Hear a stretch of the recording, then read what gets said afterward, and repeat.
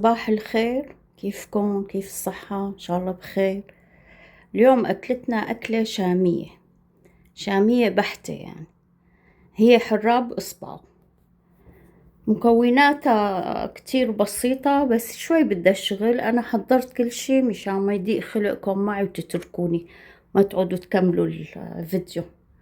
عندي هون عدس، بدي أسلق 4 كاسات عدس. عندي هون عجينة، 2.5 كاس عجنتها، 2.5 كاس طحين، نص كاسة زيت نباتي، شوية ملح ومي طبعا لحتى تشبك. هلا أنا بدي حمض بالتمر هندي. نقعت حوالي 150 جرام تمر هندي بالمي السخنة. وعندي للزينة كمان كزبرة خضراء، بصل، جوانح، توم، رمان، خبز للوش. هلا أنا بحط مع العدس الثوم والبصل. الكزبرة يعني مو كل الناس بيحبوها، ممكن تحطيها بقلبها، ممكن على الوش يعني على حسب الرغبة.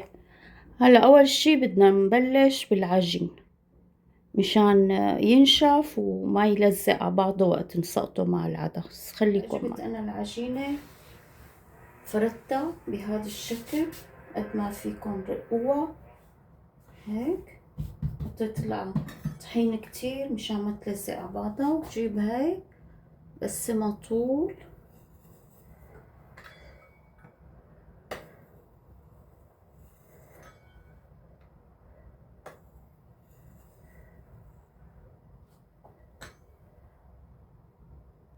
هلا خلصتها كلها بالطول.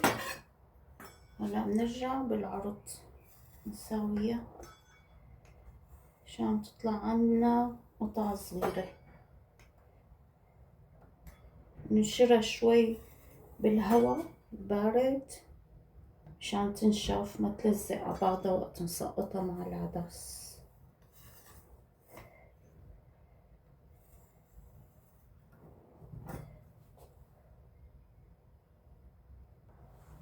هلا بنبلش هيك نطلعهم فرفدهم عن بعضهم. هلا في ناس بيحطوا معكرونة بس انا بلاقيها بالطحين اطيب، يعني بغب الحمض اكتر. بس يعني اذا بده يريح حاله الواحد يساويها بالمعكرونة.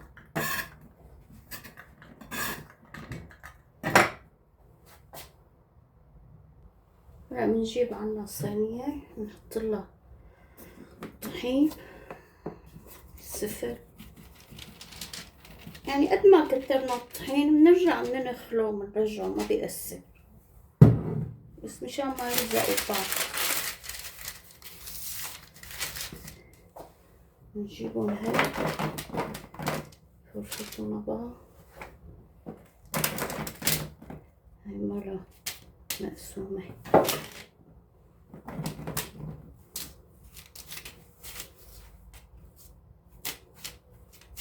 نرجع بنحط طحين.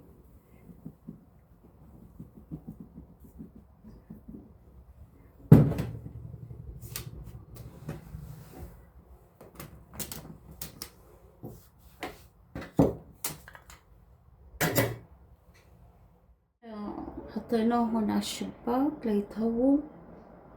نروح لسلق العدس. هلا بنسلق العدس.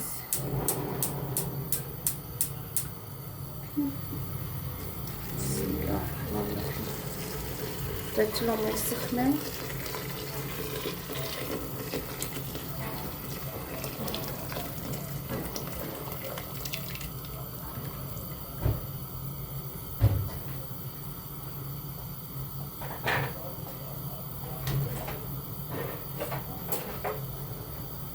ما نضيف له شي ليستوي.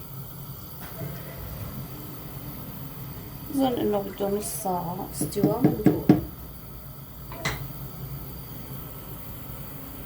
هلا عبال ما يستوي العدس نشغل مشان نقلي البصل والثوم والكزبرة.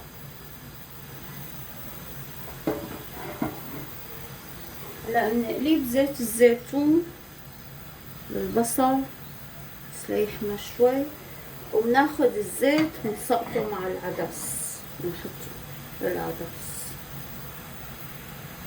هنا عندي زيت بنزل نصهم بدبلهم تتبيل او ربعهم عشان نحطهم بقلب العدس، والباقي بنعمله مثل جناح الدبور نقلي يتقرمش معنا بنحطه على الوش.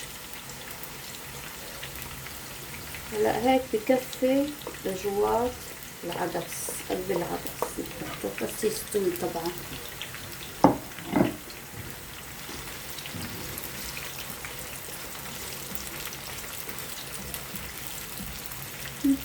هلا العدس عنا استوى، نجيب العجين اللي قشرناه نصفيه نصفاية نركه ونخلط.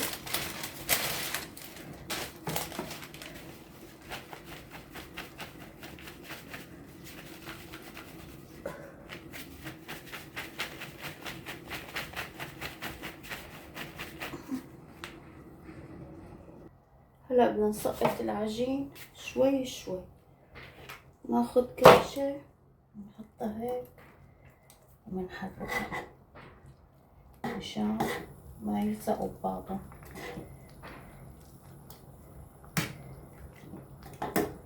ناخد هيك ومنحرك.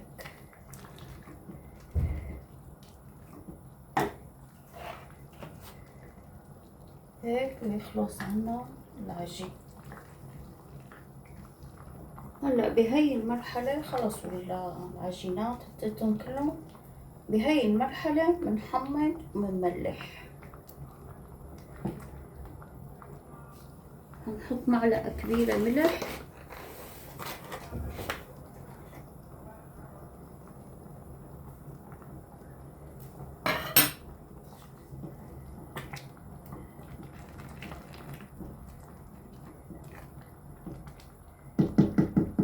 هنحط الحمض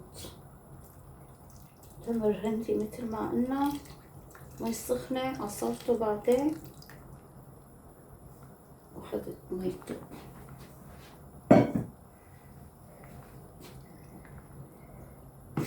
عشان اتأكد انه حمضة وملحة منيح اسكب شوي بزبدية ليبردوا شوي وبدوق ملحة وحمضة، لانه هي الاساس ملحة وحمضة، اذا مو ظابطين مو طيبة.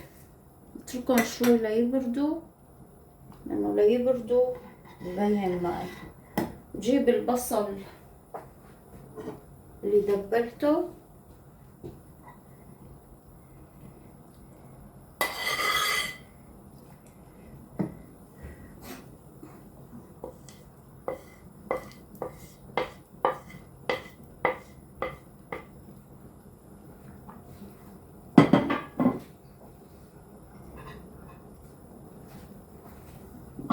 نجيب الثوم، قليت الثوم كمان نحطه بقلبه، مو كله طبعا، شوي. نحط الزيتات اللي قلينا فيها. هلا انا بدي احط كزبرة بس جارتي ما بتاكلها كزبرة، حاسكب لها بعدين بحط الكزبرة كمان شوية كزبرة بقلبها. احط نصه مع الزيت بقلبها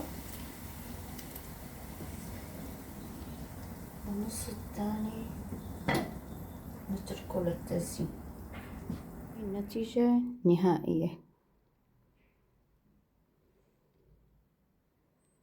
صحتين وهنا.